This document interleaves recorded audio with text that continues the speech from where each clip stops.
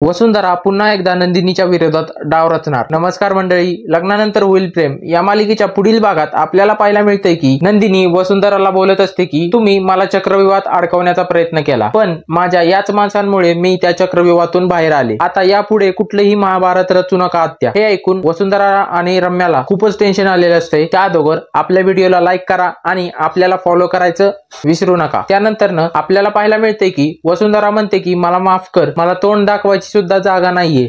आता तेवढ्यात नंदिनी म्हणते की म्हणूनच मी सांगते तुम्हाला, आता आम्हाला तोंड सुद्धा दाखवायचं नाही, बाबांच्या मनाचा विचार करतोय म्हणून, नाहीतर ह्या घरात जर वावरायचं असेल ना तर खाली मान घालून वावरावं लागेल। हे मान्य आहे का तुम्हाला? तेवढ्यात वसुंधरा तिला समजवण्याचा प्रयत्न करत असते, पण नंदिनी म्हणते की मान खाली। नंदिनीचं हे रूप पाहून वसुंधराला तर खूपच टेन्शन आलेलं असते। तेवढ्यात काव्या म्हणते की इथून पुढे जर एकही उचापत केली नाही या दोघींनी तरी मी या दोघींना सोडणार नाही। त्यानंतर वसुंधरा आणि रम्या तिथून निघून जातात। आपल्याला पाहायला मिळते की सगळेजण आनंदी असतात, सगळेजण खुश असतात। तेवढ्यात इकडे आपल्याला पाहायला मिळते की विक्रमने फेकून दिलेली राखी वसुंधरा उचलते आणि म्हणते या राखीची शपथ सांगते तुझा आनंद मुळासकट उपटून काढेन मी हारलीये, संपली नाहीये। वसुंधरा पुढे नेमकं काय करणार आहे अजून सुद्धा हिला सुधारायचं कळत नाहीये, हिच्या डोक्यात अजून काहीतरी कारस्थान आहेत। तेवढ्या तिकडे आपल्याला पाहायला मिळते की जीवा आणि नंदिनी डेकोरेशन करत असतात। तेवढ्यात जीवाला नंदिनी म्हणते की काव्या आणि आई मला सांगत होत्या आम्ही वसु आत्याला आणि रम्याला कामाला लावणार आहे म्हणून। तेवढ्यात जीवा म्हणतो हा मग काय झालं? तेवढ्यात नंदिनी म्हणते की असं मला कोणाला राबवून घ्यायचं पटत नाही। तेवढ्यात जीवा म्हणतो की अगं ज्यांनी तुला जखमा दिल्या त्यांच्याबद्दलच तुला वाईट वाटतंय,